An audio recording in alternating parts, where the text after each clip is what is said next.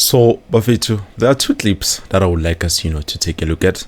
And then obviously we're going to talk about those clips. Firstly being the one from Victor Hlungwani.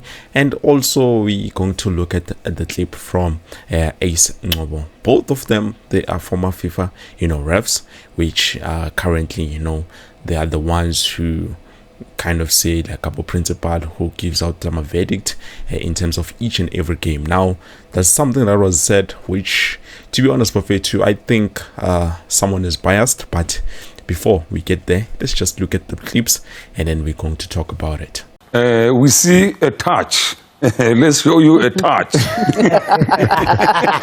The laws of the game says holding and touch. So touch, is touch an offense or not? We see here Lilepo going past and then hands were used to touch. And then football does not accept minor holding. You see there just a small touch and then he decides to fall. He's even falling before the contact is made because he anticipates trying to buy. At times you take a chance. But if you proceed going forward and then they block you, that's impeding. Now when you see a touch... He wasn't blocked there?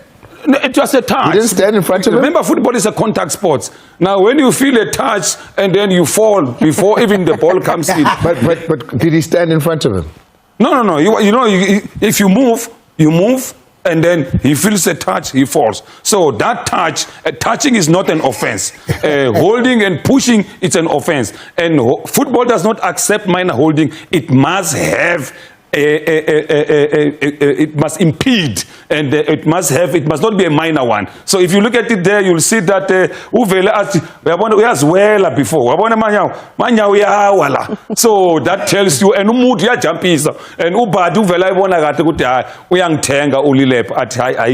now this is very interesting, Bafetu, because I remember we played with Soweto Derby, and then we saw Ngcobo Plum, holding, which he spoken about. He said holding and also pushing. Actually, let me cancel that. Let me just go back to what he said. Namakama wake straight, using his words. We even posted about it on this channel. He said hands are not allowed in football.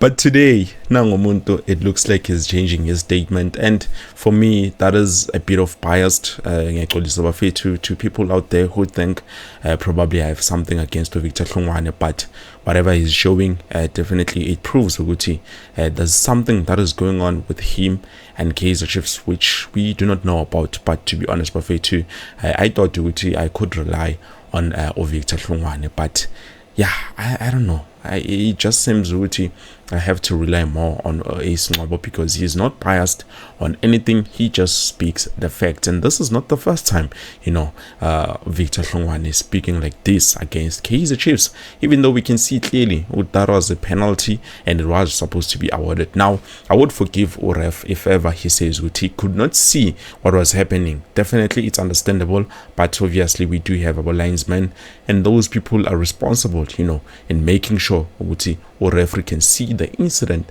that he cannot see. So it's more like a but in this situation we were robbed of a penalty, which we've spoken about. If ever we see things that are not going our way, we should just forget about them, because even if we report something, definitely there's nothing that is going to be done. I just wish SAFA, FIFA, they can introduce laws in which if ever a team wins, probably they deduct points, or the points are awarded back to to the other team, because definitely this is killing a football. To be honest, this is killing actually South African football, because internationally if ever something is done and they see like okay, this thing doesn't make any sense, done, they there's no need for them to go an extra mile. Now let's just quickly look at Ace Ngcobo, which is, I feel like, is the correct decision that has been said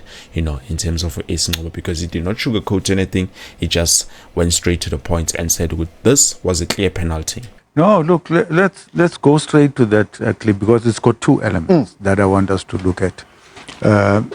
First of all, it's got the element where he is impeded. The definition of holding. So penalty. Clear penalty. No attempt to play the ball.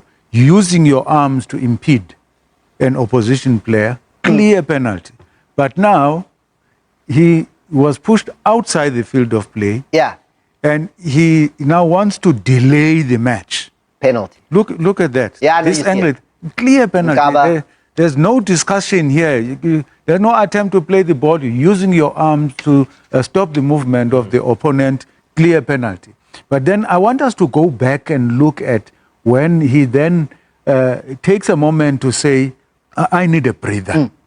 And in order for me to get a breather, I need to roll back into the field of play, because as long as I stay outside, the referee won't attend to me. Yeah, so let's look at it again here. This is one more look at it as we see Lilepo going past his man. Penalty, the referee's got a pushed great out. view. Now you want us to look at Lilepo going down. Yes. And he rolls out the field here. He can be treated all day long there. He's fine. But yeah, go on. Let me get back on where I will stop the game for my treatment. You remember, I don't know, the treatment for what? It did come though. Later on, the referee does eventually come back, and there's a lot of treatment that happens. Yeah, there's a lot of time that's spent attending to him, because by law, when there's a player lying down, the referee must call in the medics if that player says, I can't get up. But what sort of trickery is that? You can't The be team are pushed. leading, right? 1-0. I mean, these are some of the tricks of the game, guys. No, what we need to teach the players is that you are not adding time or reducing the time that will be played. You are, in fact, extending the match by doing things like that.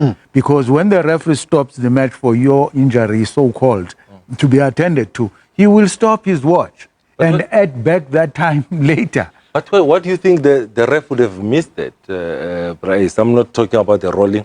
I'm talking about the obstruction to prevent him from getting to the ball. No, I think it's a pity that, I didn't speak about it, where the referee was positioned, and I took that illustration of his view. The defender's body obstructs him from seeing the push. So from where he was standing, he would have viewed it as a shoulder to shoulder. He wouldn't have been able to pick up. Even us, this side, the only time we're able to pick up clearly that it was a push, it was from the camera behind the post. So that's why he would have missed it. You wanted to get in, Matthew? Yeah, you said so-called injury, and I think referees, I understand the rules that he has to stop play if a player cannot get up. So as you can hear, Bafetu, this proves ukuthi as once Victor Hlungwani said ukuthi red checks are there.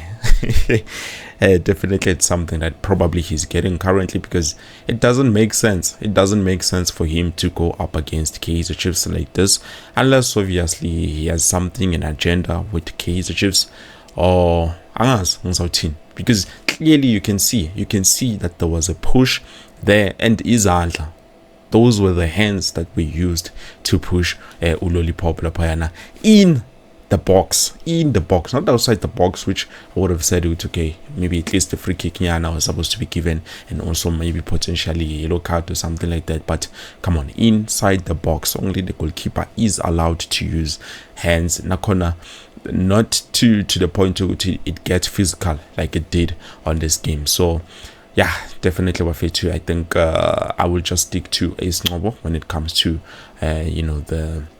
the correct decisions that have been made or should have been made. So yeah, I believe this is it, Bafetu. Thank you so much for watching. Please do make sure to like the video, and also I will see you later on with something new.